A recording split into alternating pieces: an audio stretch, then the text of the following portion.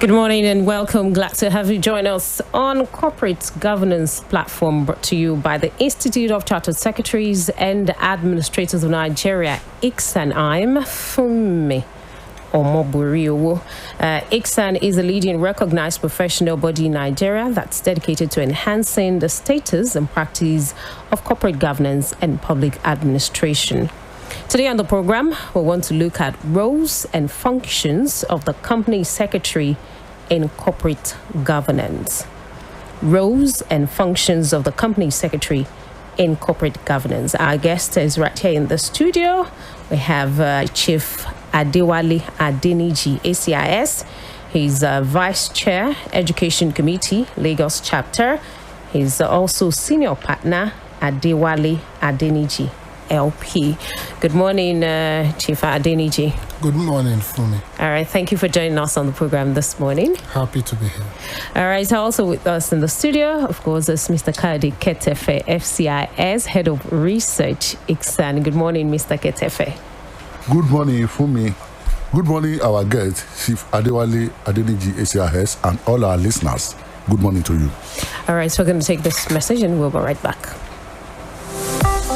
The world is constantly evolving into a knowledge-based economy where skills and competencies constitute the lifeblood of public and corporate governance. You therefore need to empower yourself to fit into this new world by gaining basic knowledge and improving your skill set in the governance-focused disciplines. That is why every aspiring as well as practicing professional in governance field needs ICSAN. ICSAN. What is ICSAN? ICSAN is a leading statutorily established professional body dedicated to enhancing the status and practice of corporate governance and public administration. ICSAN members are trained as chartered secretaries and administrators. Who are chartered secretaries and administrators? Chartered secretaries are high-ranking governance professionals with a broad base of skills, unique amongst other professions. They are trained in law, finance, accounting, administration, strategy development, and corporate governance. In today's world, chartered secretaries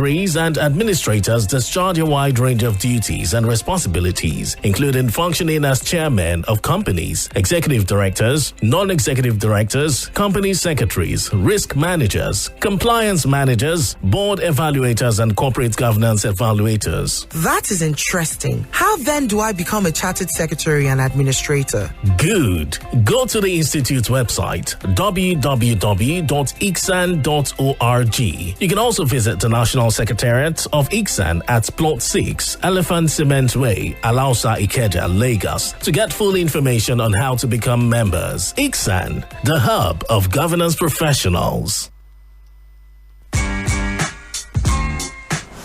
All right, so corporate governance platform right here. Like I said earlier, we're looking at roles and functions of the company secretary in corporate governance. All right, Chief ADENIJI, let me ask who a company secretary is and the role the company secretary plays in an organization. Thank you, Fumi. Basically, a company secretary should be an independent guidance and support at the highest level of all corporate decision making.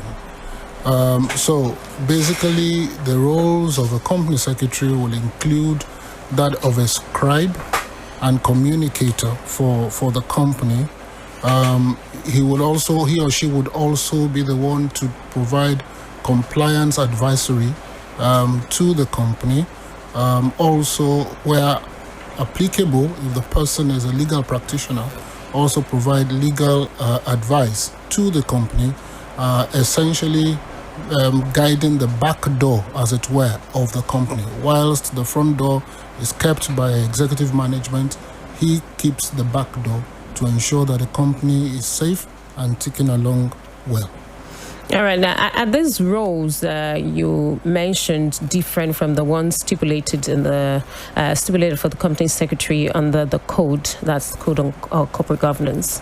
No, basically it's not. The thing about company secretary is that the role of the company secretary is also now backed by statute, not just by the code. The Companies and Allied Matters Act now specifically provides legal backing for the company secretary. If you look at section, I believe 335 of CAMA, stipulates who a company secretary is and what role a company secretary carries out or provides. Principle 8 of the Nigerian Code of Corporate Governance 2018 also stipulates the roles that a company secretary will carry out. Now, what I have done is to coalesce these rules into what I said, that is to provide adequate advisory services and scribal services to a company so that the company can take good decisions for profit, which is why the company is set up. All right. Is there a particular reason the company secretary is often referred to as the sounding board on corporate governance? Yeah, there is a reason. Don't forget that one of the roles that I had explained or enumerated that a company secretary carries out is corporate advisory. Every company, big or small, is well advised to comply with corporate governance to ensure that there is a synergy between the ownership of the company, the management of the company, and the community where the company operates or the organization operates. So corporate governance is a tool for that. Now, the company secretary is a sounding board for that because, one, he has the competence. We'll come to that shortly. Also, he knows what needs to be done part-time for that company. For example, is the board balanced? Do you have a balance of independent directors with executive directors, with owner directors on the board? That's one of the roles that he has to look out for and ensure that there is that balance. So that synergy I mentioned between the company, those who run it, and the society where the company operates will be engendered. So it's a good sounding board for that. All right. The code says a company secretary should be a person with relevant qualifications and competence necessary to effectively discharge the duties of his office. Now, so let's look at the qualifications being referred to here. Right. We would look at section 332 of the Companies and Allied Matters Act. It, for the first time, stipulates who can be a company secretary. Now, there is a dichotomy which I need to explain. Okay. For private companies, the CAMA did not specify, but private companies also take from what is expected of public liability companies.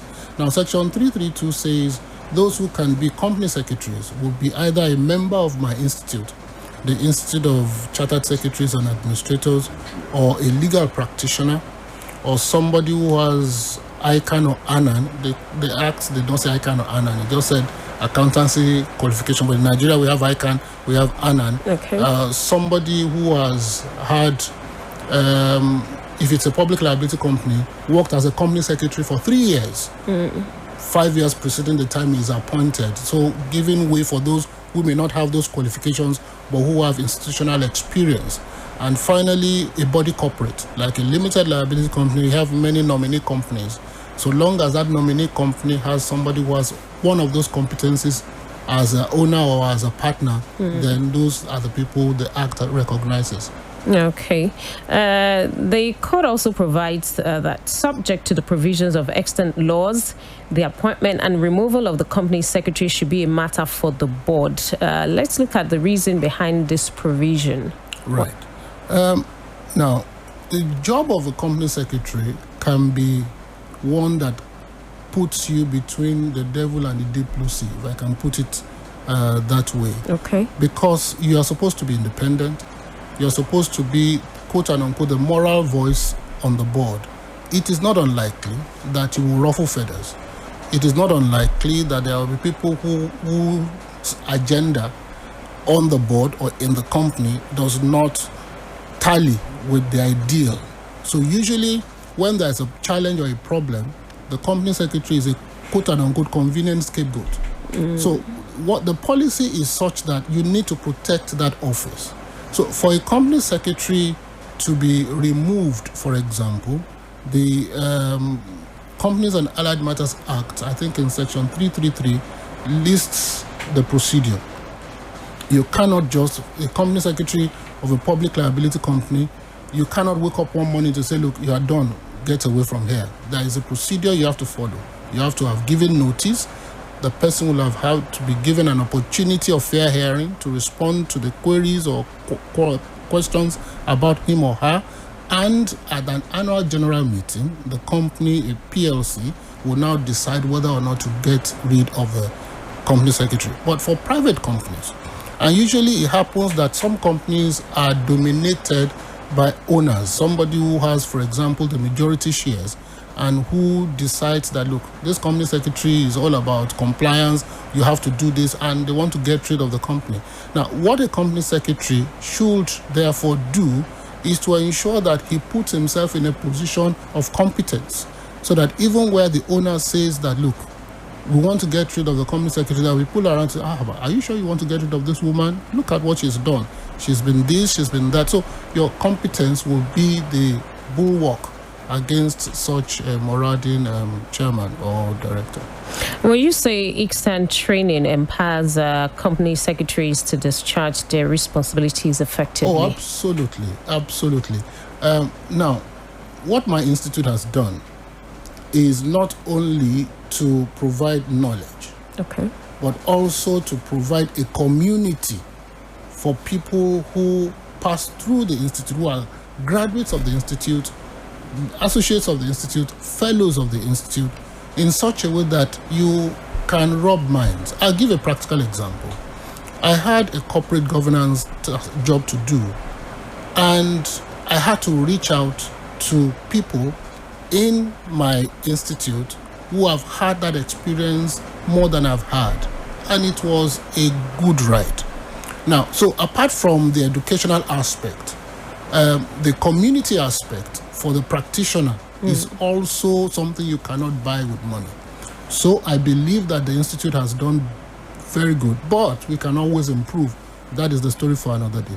All right, will you suggest Nigeria emulate a country like India where only chartered secretaries are eligible to practice as company secretaries? If my yes can be louder than yes, I will say yes. And I'll explain why. Okay. You see, India has upgraded the office of a chartered secretary, so much so that two things now happen in India.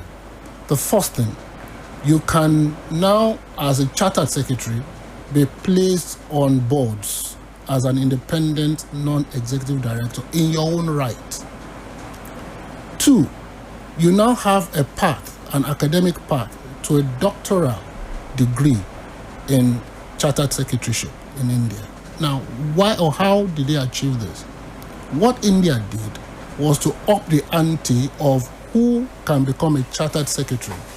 You have to be a graduate. It's like a postgraduate level of competence. So you are a lawyer, then you have to train to be a chartered secretary. You are an accountant, you have to train to be a chartered secretary. So I believe absolutely that what has worked in India can work in Nigeria. It's a conversation in motion, because there are some people, of course, who do not agree with that, but I think that is the way to go for Nigeria, so that company secretaries can be respected the way they are in India. All right, great. Thank you so much, Chief ADEWALE ADENIJI. All right, Mr. Ketefe, let's take some announcements. Thank you very much, Fumi. The day is here already. The announcement we have for you is on the annual conference of the Institute of Chartered Secretaries and Administrators of Nigeria, ICSAN, which is just 24th hour away. That is tomorrow. This is to inform members of the Institute, other stakeholders, and as well as the members of the public generally, that the 47th annual conference and dinner of the Institute of Chartered Secretaries and Administrators of Nigeria, ICSAN, will hold tomorrow, Thursday, 21st, and Friday, 22nd of September, 2023. The theme is Sound Governance as a Cursor to a Thriving Economy, a Case for Inclusiveness. The theme, once again, is Sound Governance as a Cursor to a Thriving Economy, a Case for Inclusiveness. The venue is Shell Hall, Muson Center, Onikon, Lagos. The chairman of the occasion is the chairman of Sunny Bank PLC, Mr. Ashwe Igodalo. The keynote speaker is Professor NRC Okenados of the Lagos Business School. So there are other two sub-teams, apart from the general team, which also correlate and revolve around the same semantic implication. So the first sub-team is gender equity, leveraging on diversity for unlocking corporate success. The second sub-team is role of governance professionals as the springboard for economic growth. Role of governance professionals as the springboard for economic growth. Some of the speakers, apart from the keynote speaker that have been lined up, the Vice Chancellor, Alfred Babala University, Adwekiti, Professor Smalanda Olanide, and the Executive General Manager, Company Secretary, Total Energies Marketing Nigeria PLCs, Mrs. Bome Pupola Modi, FCIS. You can see pay to participate in this conference. The participation fee is as follows. Members, 50,000 naira.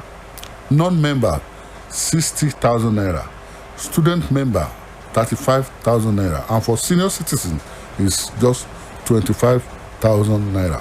For further inquiries on this program, 2023 Annual Conference and Dinner of the Institute of Chartered Secretaries and Administrators of Nigeria, ICSAN, please call Florence on 080-323-69300, 080-3236-9300. You can also call Mike on 080-2311-7969. Thank you very much and have a pleasant day. All right, thank you so much, Mr. Kayode Kete, FCIS, Head of Research, ICSAN. In like manner, we thank Chief ADEWALE ADENIJI, ACIS, Vice Chair, Education Committee, Lagos Chapter, is also Senior Partner, ADEWALE ADENIJI, LP. Thank you, gentlemen, for being on the show this morning. Thank you. Pleasure. All right, I'll return again next week, Wednesday, 10:15 a.m. on a fresh edition of Corporate Governance Platform right here on the Equate 9.7 FM. I'm Funmi Omoburiu. Enjoy the rest of the day.